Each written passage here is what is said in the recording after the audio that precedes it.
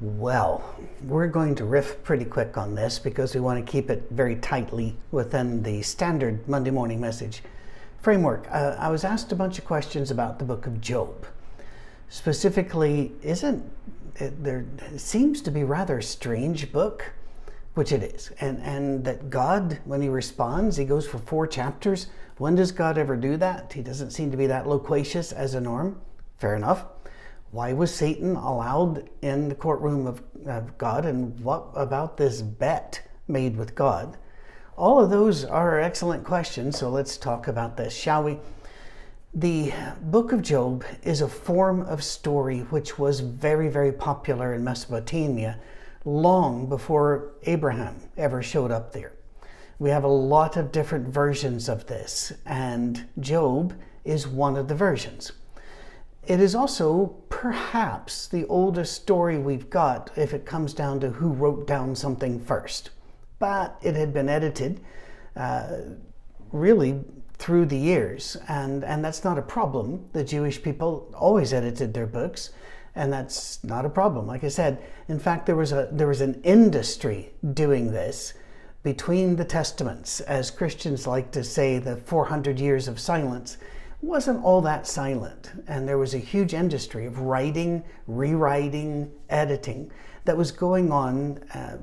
Jews in North Africa had a huge colony doing this. There were other colonies closer to home, but that's the one most people think about. But anyway, we all know the framework of this story. The story in Mesopotamian stories like this goes, that there's a righteous man, but in heaven there's an argument and a bet is made, and then the righteous man suffers much, and there's a long argument, very much like a Greek play, where there's no action, there is just conversation, and there are accusations hurled and counter accusations. There are defenses set up. There are pleas for help from a God who doesn't intervene because he's got an active bet writing on this. And then the bet gets changed and the man suffers, but then the gods swoop in and they reward him for being faithful. And sometimes they shame the other people. This is a very common story. So, I've been asked, is Job a myth? It's only a myth if it's supposed to be a myth. No, it is a story. It is a story that is told to illustrate greater truths. And it really does. And it breaks my heart that we've not really grasped those truths as a people. We will still see somebody who just seems to be just one after another, tragedy after tragedy. And there are some religions like Scientology that'll say, well, it's all their fault. They're drawing it in. They're pulling it in somehow. Yes, even if you are raped and mutilated, they'd say, it's really your fault. Somehow you pulled that in. Well, that's horrific. And that's horrendous and evil on every level.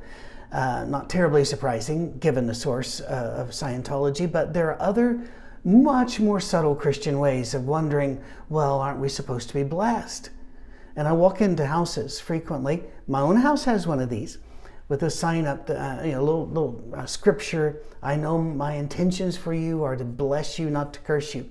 Have you read the book that comes from and seen who he was talking to, who God was talking to? And then have you checked to see what happened to that person? That person never had a good day at work, ever, and ended his life somewhere on the road to a country he begged his people not to take him. Don't be really ignoring Job and giving out little answers of, if we're good, God will treat us great. Our teeth will be straight, the kids will behave, the dog won't even have to be potty trained, for goodness sake, and we'll never lose our job. None of those things are true, and yet, especially the prosperity gospel that a lot of people use to get rich. If you can't outgive God, so I want you to try. Send us your Social Security check and God will bless you so much more over time. No. People who follow God can sometimes get extra problems. In fact, one book about the book of Job says that when all hell breaks loose, you might be doing something right. I think that's the title of it, actually. So what is the point of Job? And how? Well, the point of Job is to show that bad things happen to good people all the time. And yet good people are still good in the eyes of God. And God knows they're good. Even when they're angry with God, He is not angry with them. And that there will come a time of blessing. Now, in these stories, that blessing always takes place on earth. Why? Because during the Mesopotamian era, and long after, they're all the way up until really shortly before the birth of Christ, with the Platonic concepts and of hell and Hades. It was really not sure what else was out there, but you really didn't think that after death you're going to get any upgrades at all, not even the most righteous. Hades to Plato and to the Greeks was this mournful, dark place where you walked around and soggy, wet, uncomfortable, and then sulfur and pain and loneliness, and that was forever. Wow, something to shoot for. The Mesopotamians didn't even have that. Life was probably it, and yet Job shows his confusion over this, and he'll say at one time to God, if I die, you're going to really miss me. And at another time he says, when I die, I know I'll walk again upon this earth. Well, what does that mean? It means Job was casting about for something to believe in and something to hope for while he's suffering, which means Job is a human. He is us. He is us as we struggle, as we guess. And the number of people I know who are solid in with God, they've loved God with all their heart. They love God more than I've ever loved God. And then near the hour of their death begin to doubt and fear.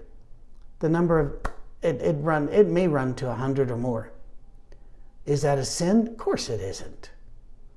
Dying is new. And frankly, it's pretty scary stuff. Now for some people, they can die with a smile on their face, and then I've been around a lot of that as well. But the number that have whispered in confidence to me, I'm really scared. I get it. I'll probably say the same thing. Because we do doubt whenever it comes right down to it. We're all ready to go to war, and we train and we get our uniform on, and we're going to go get this. And then somebody shoots at us. And we're going, oh no, how did this happen? That's what humans do, all right? So it's a book trying to explain the human dilemma, but also trying to show the hurt that helpers often bring when their arguments begin to circle around the individual rather than its pain. They circle around the reasons for it. We're not supposed to look for the reasons for it. We're supposed to love, serve, clothe, visit.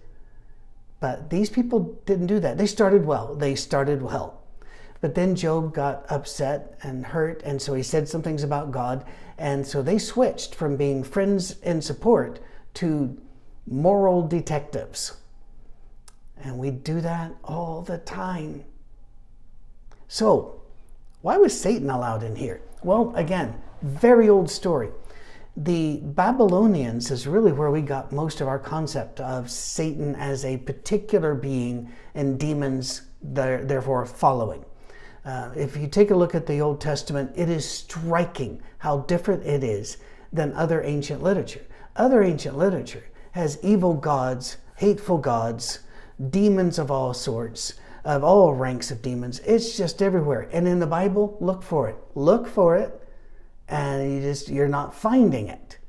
Now you're finding a little bit here, maybe a little bit there, and people run to Ezekiel or Isaiah with prophecies that may refer to a demon or a devil, but they say they refer to a human being, a king.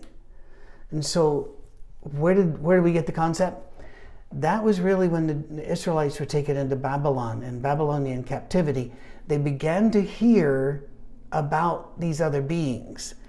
And that settled some questions for them, because with Job, the question is, why is there evil happening to a good man? And not a one of them said, well, you know, demons get involved in this. Because that wasn't a concept. Later on, now the Israelites are looking around going, if there is, you know, if we're the chosen people and we're the people of God, why didn't he stop this? And around the Babylonians, they hear, well, there are other things out there and not all of them like us. Some of them, the Babylonians would say, are gods constantly in conflict with good gods. Others of them are smaller gods, demiurges. They are jinn. They are genies. They are these little demon things. And so that language is incorporated. And then we find in the life of Jesus that he treats the reality of evil spirits as a reality. So I do too. We'll talk about demons another day. But the Satan you see in the book of Job is not equivalent to the devil. I know. The Shaitan there was a job that every king, every ruler had, not just one Shaitan, but many. And what their job was to go throughout his kingdom, her kingdom rarely, but his kingdom, and listen and spy on his people, to listen if there's any dishonesty, any treason, any rebellion in the works. A modern example of this would be when Saddam Hussein was absolute ruler of Iraq. He had people, eyes and ears everywhere. A man famously, just at a coffee shop, accidentally, by all accounts, spilled his coffee on a newspaper that had a big picture of Saddam, and he was arrested. His wife and children turned out of their home because somebody, a shaitan, a slanderer, because that's really what it means. It means the guy whose job it is to say bad things about you. So they told on him. And so there's this shaitan in heaven walking around going, yeah, I do see Job, but I don't think highly of Job. And I think that if you put him to the test, you're going to find he's disloyal. All of this would make absolute sense to the people who read the book until we hit the time of the New Testament. And it still made sense to the Jews, and it makes sense to the Jews to this very day. It's the Gentiles that wrestle with this because we don't understand the wordage. The word Satan is not a proper name. It is the name of a title, like governor or Secretary of State, something like this. But the word itself means to slander or prosecute by slander. That's why the devil's also called the father of lies. This idea, by the way, what would make a shaitan lose their job forever? Well, it's pretty simple. No disloyalty, no treason, no rebellion. So you can't run out of that. If there isn't any, you got to make it up or you lose your job. They don't need you. You come in every month for a year and a half going, can't find anything, everything's pretty cool. You're out of a job. So you got to come in with drama. It's rather like all the newspapers that have tried to become a good news newspaper have gone out of work. And all the local broadcasts that tried to do more than 3 or 4 segments of good news in a half hour or hour slot, it goes down.